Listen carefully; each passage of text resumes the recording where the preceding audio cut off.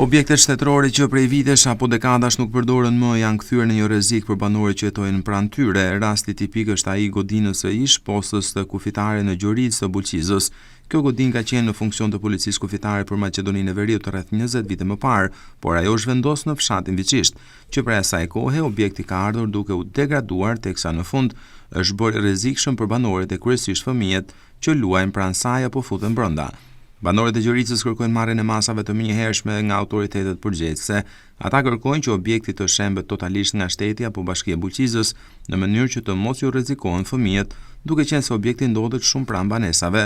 Banorët i friksohen fëmijëve të cilët shkojnë aty për të luajtur. Po ashtu, në objekt mund të futet edhe bagëtia e cila kullot aty pranë. Kemi problem se hin fëmijët andaj dhe rrezikon për shembi.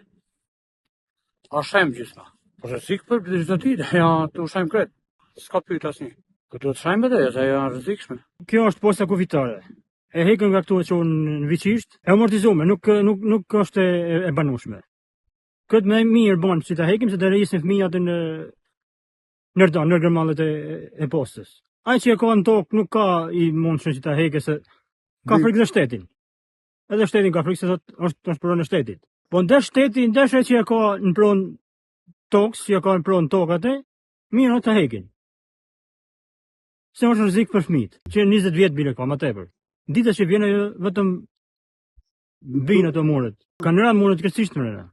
Objekte të tilla që shteti nuk i përdor më janë të shumta në fshatrat e Bulqizës, teksa janë kthyer në një shqetësim për banorët për shkak të amortizimit të madh që kanë pësuar ndër vite.